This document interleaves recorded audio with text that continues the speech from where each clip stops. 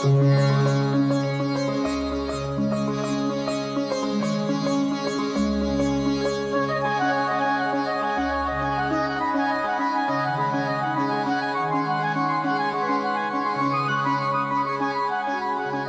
फूल पसंद नहीं है?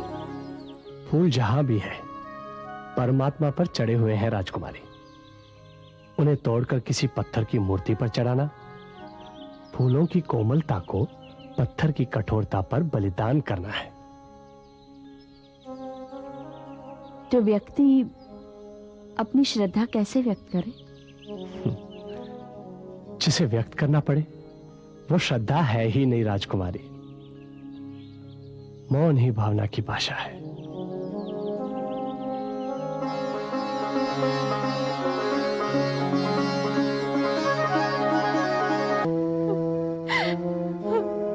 बस करो बहना, बस धीरे धरो। पिताश्री की अकस्मात मृत्यु का मुझे भी दुख है, किंतु हस्तिनापुर की साम्राज्ञी होने के नाते तुम्हें अपने हृदय को कठोर करना होगा। आंखों पर पट्टी बांधकर ज्योति बंद की जा सकती है भैया, आंसू नहीं। और ये आंसू एक साम्राज्ञी के नहीं, एक पुत्री के हैं जो पितृहीन हो गई है। तेरे आंसुओं की अवधि समाप्त हुई बहना, तेरे रोने के दिन अब गए। आप क्या कह रहे हैं भैया? मेरी समझ में नहीं आ रहा। मैंने पिताश्री को वचन दिया है बहना। अब वो दिन दूर नहीं जब हस्तिनापुर का भविष्य तेरे इस भाई की मुट्ठी में होगा। मैं जानती हूँ भैया, आप अपने भांजों से कितना प्रेम करते हैं। अपने प्राणों से भी अधिक। मामाश्री,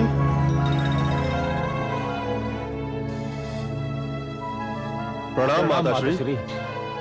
चुप चुप जियो।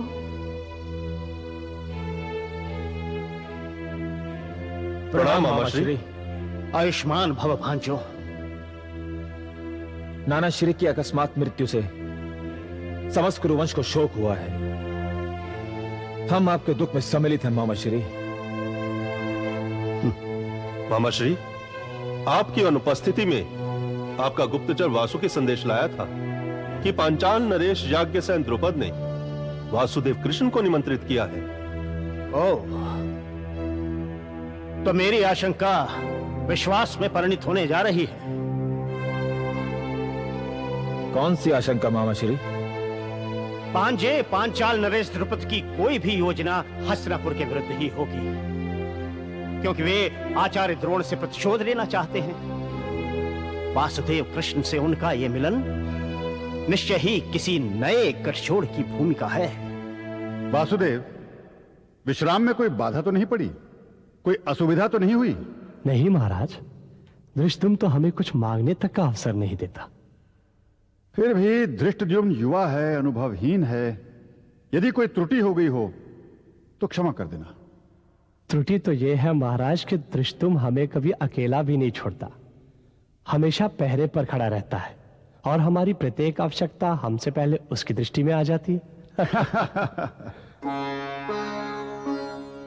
अरे कृष्णा, 36 व्यंजनों के बाद और क्या शेष बचा है?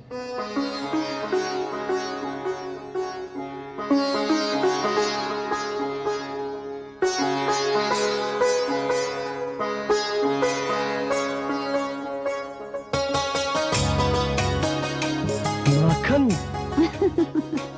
वृंदावन की तरह यहाँ चोरी करने की आवश्यकता नहीं है, यहाँ बिना मांगे भी मिलता है।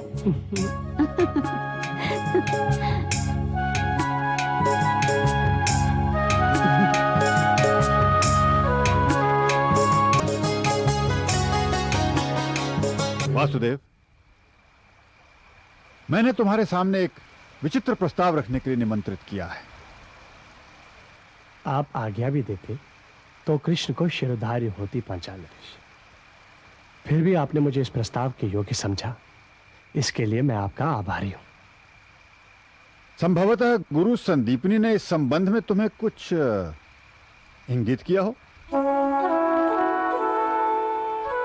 वासुदेव, मुझे तुम्हारे सामने प्रस्ताव रखते हुए ग्लानि होती है, परंतु मैं उतना ही विवश हूं जितना एक सामान्य पुत्री का पिता होता है। मैं आपकी भावनाएं समझ रहा हूं पांचाल नरेश।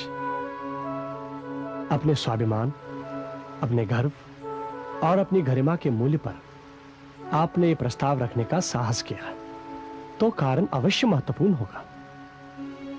और जहां तक आपके प्रस्ताव का प्रश्न है, वो तो गुरुदेव ने बहुत पहले ही मुझ तक पहुंचा दिया था। तो विलंब का यह अर्थ समझो कि तुम्हें मेरा प्रस्ताव स्वीकार नहीं। आपके प्रस्ताव को ठुकराने की दृष्टता मैं नहीं कर सकता हूं पांचाल नरेश, परंतु इस विषय में यदि मैं थोड़ी स्पष्टता से बात करूं तो आप मुझे क्षमा कीजिएगा। पांचाल नरेश, मैं अपने आप को इस प्रस्ताव के योग्य नहीं समझता और मुझे कभी यह भी स्वीकार नहीं होगा कि मैं आप जैसे यशस्वी सम्राट की अपेक्षाओं पर खरा नहीं उतरा। क्या तुम द्रोण से डरते हो? नहीं पांचाल नरेश, किंतु मैं कौरवों और पांचालों के बीच युद्ध का कारण भी नहीं बनना चाहता हूं। परंतु क्यों? क्योंकि धर्म तभी फल फूल सकता है जब कौरव और पांचाल दोनों मिलकर इसकी रक्षा करें। यदि ये दोनों आपस में ही लड़ पड़े तो फिर पूरे आर्यावर्त का क्या होगा? जब द्रोण और उसके शिष्यों ने बिना कारण मुझ पर आक्रमण किया, तब किसी ने रक्षा का प्रश्न नहीं उठाया। जब द्रोण के प्रिय शिष्य अर्जुन और भीम ने मुझे बंदी बनाकर मेरी भूमि पर बलात् अधिकार करके मेरी प्रजा को खदेड़ दिया, तब किसी ने नहीं पूछा कि आर्यावर्त का क्या होगा। जो हुआ वो अनुचित था पांचाल नरेश। द्रोणाचार्य को आपके द्वारा किए गए अपने अपमान को भूलकर आपकी ओर पुनः मित्रता का हाथ बढ़ाना चाहिए था। यदि आपकी ओर से भी मित्रता का हाथ बढ़ता, संभवतः योद्धा होने के कारण वो ये भूल गए कि ब्राह्मण होने का पहला कर्तव्य है अपने क्रोध को अपने वश में करना। और मेरा पूरा विश्वास है महाराज कि अर्जुन ने जो कुछ भी किया वो अपनी इच्छा से नहीं, गुरु की आज्ञा से किया होगा। कौरवों और पांचालों के बीच तब तक शांति नहीं हो सकती जब तक द्रोण और उसके शिष्य हस्तिनापुर में शासन कर रहे हैं। द्रुपद को तो मैं जानता हूं, परंतु वासुदेव कृष्ण से मुझे ऐसी अपेक्षा नहीं थी। वही मैं भांजे को समझा रहा था गुरुदेव कि वो धूर्त, कपटी ग्वाला द्रुपद की दुर्बलता का लाभ उठाकर पांडवों का प्रतिशोध लेना चाहता है। वासुदेव कृष्ण मेरे शत्रु हूं, तब भी उनके लिए ऐसे संबोधन सुनना मुझे स्वीकार नहीं। गंधार नरेश, क्षमा करें गुरुदेव। जब भी मुझे हस्तिनापुर के अहित की आशंका होती है, मेरी तलवार की तरह मेरी जिह्वा भी म्यान से बाहर हो जाती है। गुरुदेव,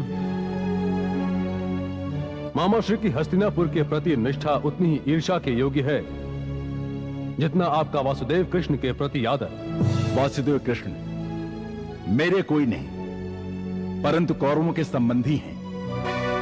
इसलिए तुम्हारे प्रेम और सम्मान के ना सही, कम से कम शिष्ट भाषा के अधिकारी तो हैं दुर्योधन। भांजे, गुरुदेव ठीक कह रहे हैं। गुरुदेव, हम तो इस विषय पर चर्चा करने आए थे कि हमारी प्रतिक्रिया क्या होनी चाहिए। कूटनीति मेरी नहीं, तुम्हारी विशेष योग्यता है गंधार नरेश। मैं तो केवल ब्राह्मण हूं, ज्ञान देता हूं, परामर्श नहीं।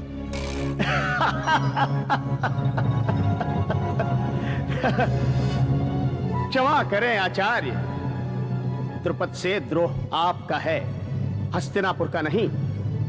अपने अपमान का प्रतिशोध लेने के लिए जिस उदारता से आपने हस्तिनापुर के राजकुमारों का और उसकी सेना का प्रयोग किया उसे न तो हस्तिनापुर भूल सकता है और न ही स्वयं द्रुपद। गंधार नरेश, द्रुपद से प्रतिशोध लेने के लिए द्रोण हस्तिनापुर के राजकुमारों का ऋणी नहीं है। वो द्रोण की गुरुदक्षिणा थी, हस्तिनापुर का उपकार नहीं। कौरवों और पांचालों के बीच तब तक शांति नहीं हो सकती जब तक द्रोण और उसके शिष्य हस्तिनापुर में शासन कर रहे हैं। यदि तुम्हें मेरा प्रस्ताव स्वीकार नहीं तो मैं द्रौपदी के विवाह का प्रस्ताव किसी दूसरे के सामने दूं। आपका प्रस्ताव तो उदार है महाराज। उदार क्या, साक्षात वरदान है। परंतु यादवों से संबंध बनाकर भी आपका क्या लाभ होगा? हमारे संबंधी होने के कारण जरासंध का क्रोध हमारे साथ साथ आप पर भी टूट पड़ेगा। हम पांचाल पर्याप्त रूप से सक्षम है वासुदेव। यदि जरासंध हम पर आक्रमण करता है तो भीष्म को अपने स्वार्थ के लिए ही सही हमारी सहायता के लिए आना पड़ेगा। द्रोण के साथ या द्रोण के बिना।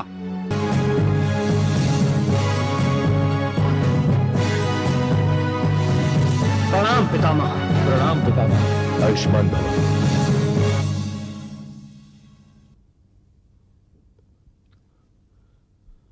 प्रणाम आचार्य द्रोण। क्या बात है, आप इतने उत्तेजित क्यों हैं?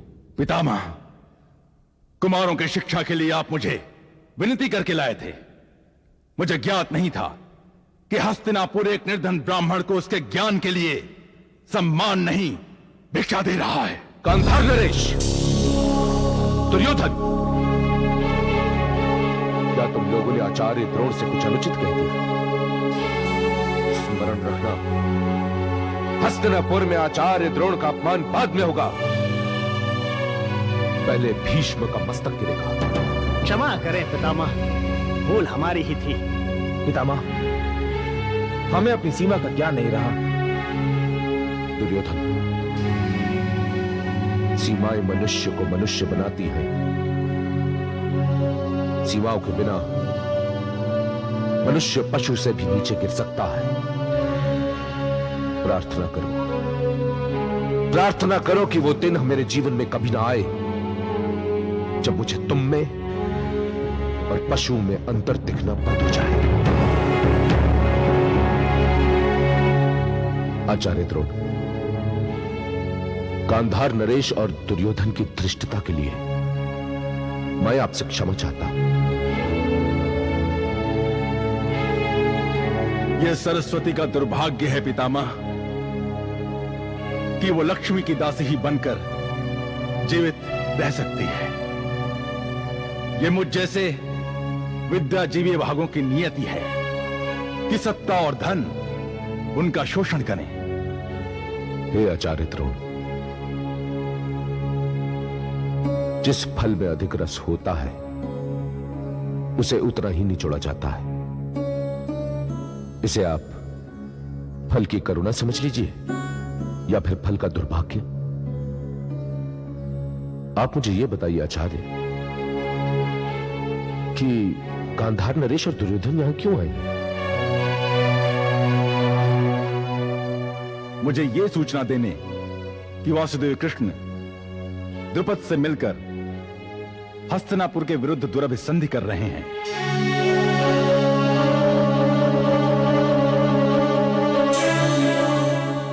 वासुदेव कृष्ण? महाराज, क्या ये उचित नहीं होगा कि हम पितामह भीष्म से शांति संधि कर लें? तुम्हारा सोचना सही नहीं है वासुदेव। तुम्हें संभवतः अनुमान नहीं कि द्रोण हस्तिनापुर में कितना शक्तिशाली है। वो मुझसे कभी संधि नहीं करेगा और न ही मैं उससे संधि करने के लिए उत्सुक हूं। यदि पांचों पांडव आज जीवित होते तो बात ही कुछ और होती। इससे कोई अंतर नहीं पड़ता वासुदेव। पांचों पांडव मुझसे मित्रता के लिए कभी तत्पर नहीं होते। वासुदेव, तुम इसे इस तरह देखो,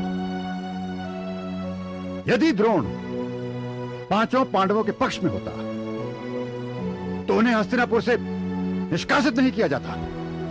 नहीं महाराज, मैं पितामह से मिल चुका हूं। उन्होंने कौरवों को आपसी कलह से बचाने के लिए ही पांडवों का वर्णावत भेजा जाना स्वीकार किया था। वासुदेव, इससे केवल यही सिद्ध होता है कि तुम द्रोण को नहीं जानते। बस